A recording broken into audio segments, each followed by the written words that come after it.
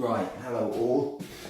I wanted to speak to you all about a little bit about boat tuning, particularly for these cats. Just a quick word. My background is I've spent my whole adult life, apart from the last 5 or 10 years, at sea, racing yachts and racing powerboats professionally, and it's exactly the same rules, hydrodynamic rules that are playing out in this scale as it is in real life. So I just wanted to speak about in particular cats, because they're super fast and inherently stable anyway, but they can be a bit twitchy, and also it's a fine line between having one well tuned and having one not performing optimally. So I wanted to speak about some basic stuff. First thing is the position of your strut, depending on what kind of characteristics you're seeing out of your boat. So I just bought this Veles.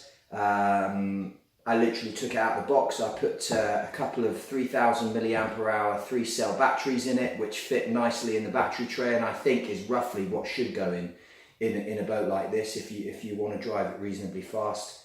Size wise, that's the right battery, I think. But I was getting a lot of this kind of orientation in the water, so a lot of the stern of the hull was running very wet. As well as a lot of torque twist, which is to do with the prop, which I've changed. So if your boat is travelling, it's getting on the plane, but as it's on the plane, you're getting a lot of slapping, or either fast like that or slowly like this as you're driving along, and you're putting bigger batteries in, you're trying to move them forward and it doesn't seem to be helping at all. Then you need to look at your strut setup.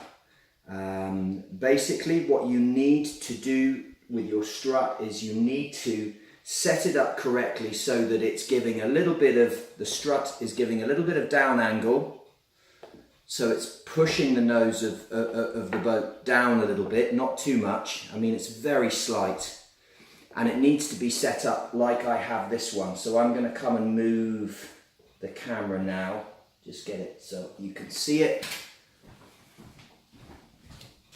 So your strut is this piece here, okay? And it needs to be set up roughly like this. So it's a few mil. Your boat needs to be flat on something nice and flat. So both hulls are on something really flat, and it just needs to be a few mil higher than your hulls. That will give you a little bit more wetted surface area of the hull, making it a little bit more stable, and just ever so slightly, I don't know if you can see that, ever so slightly down angled. Up angle, down angle. Down angle makes the front of the boat dig in, up angle makes it sit up more, okay? So if you're experiencing that slapping, either fast or slow oscillation slapping, that's where you need to have your strut. Also, I just took a Dremel, just file off the sharp edges of the bottom of your rudder. That will create more lift, and again help the stern of the boat run less wet, which means it lifts nicely out the water, and thus putting the front end of the boat down into the water. Cats need to run fast and flat. That's how a cat runs, fast and flat. I'm going to angle this away from me and more on the boat. So we've spoken about the strut. You may need to take it off and make the hole that the bolt slides up and down to adjust the adjustment hole a bit bigger, so you get a bit of more play in it so that you can get more angle. But that's what you need to do there. The rudder, so just take the sharp edges off the rudder. That will create more lift. That's a bit blurry, I need to sort that out. The other thing that you can do is blueprint the hull. And this is, I would say, a last resort, but because Proboat have actually not done too badly in getting their hulls flatter, on the bottom, on the planing surface of the hull of recent years than they used to. And what I mean by that is, for a start, I've got both hulls on a nice flat wooden board here, and there's no play. So I know that they're both the same height. They're both the same height. So, you know, that's close enough for me. If I was racing this, that very tiny bit of play I'd probably want to get rid of. The other thing you can do is do what's called blueprinting the hull. So that is basically these three on each side planing areas. Mostly actually you're sitting about there, and only really using all of these two planing areas. You've got 2 steps on each side. These 2 planing areas need to be dead flat. Dead flat.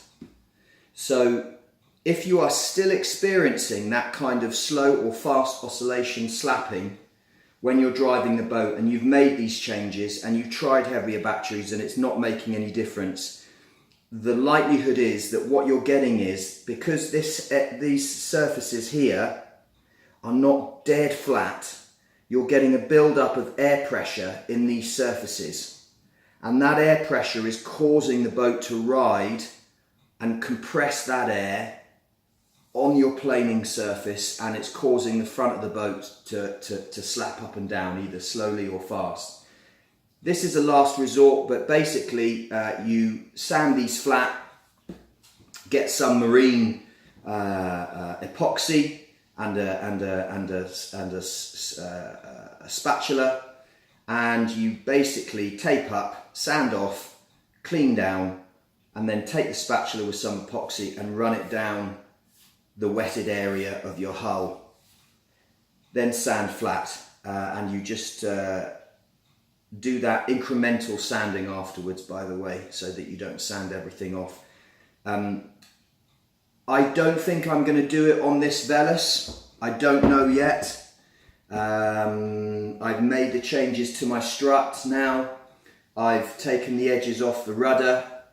I don't know if I'm going to blueprint the hulls, because I'm not racing it. I just want to get really nice bulletproof performance. I want this thing to corner like it's on rails. I don't want it to fall off the corner. I don't want it to fall off the plane. I don't want it to slap about. I just want it to go like an absolute bullet. So I'm going to make these changes, and I'm going to hope that that takes care of the issues that I'm experiencing now. The other thing that I did was take the stock prop off. It was a very deep prop. It was causing way too much torque steer, and by torque steer I mean the boat was lifting its port hull here due to the amount of thrust or torque steer that the prop was generating. This is a nice brass balanced sharpened prop. It's 2mm smaller, which means that I'm getting maximum revs out of this Dynamite 2000 kV 6-pole motor. Everything's running slightly cooler.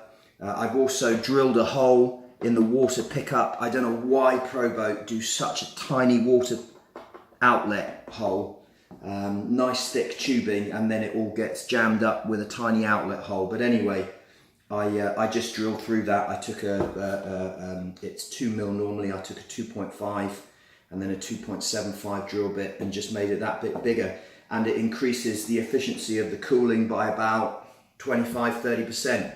What I also did was I changed out the original servo. So now I've got a nice Sabox 1210 SG steel geared waterproof servo. I think arguably one of the best servos in the world, value for money. 1210, Sabox 1210, literally they're bulletproof. You can't go wrong with them. Apart from that, the boat is still stock, so I'm still running the stock ESC, the stock motor. That's about it really. I'm really looking forward to seeing how these changes affect the boat. I want to run the boat with lighter batteries. I don't want to run with, what have I been running with? 5,000 milliamp hour 3S batteries in each side. It weighs a ton, it's a brick. I want to start running some lighter batteries. So I want to start running my 3,300 milliamp hour 3S's each side, and maybe go down to 4S. You know, if you increase efficiency, you can still experience great speed and handling with less power. You don't need to just chuck more and more power at it, or bigger batteries, or, you know, stick weights in the front of it, or whatever it might be. Although I have done that in my Traxxas Spartan, but that's a completely different hull. Anyway, I digress. So those are the tuning things I've done to the Proboat. I'll take it to the pond again. I'll run it again. If you've seen the video from before, it's porpoising a bit. There's a slap oscillation in there that I wasn't happy with. It fell off the corners a few times. Granted, I'm not a particularly good driver, before I get all of your comments on YouTube on this channel. I'm not the greatest driver, but I do like to make sure that my RCs, whether they are cars, whether they are planes, whether they are drones or boats, are tuned. I think that's half the fun, tuning an RC and then seeing the performance increase, whether it's speed or handling, cornering or crawling. I think it's good fun. But anyway, that is just me. And on that bombshell, I'll call it a day.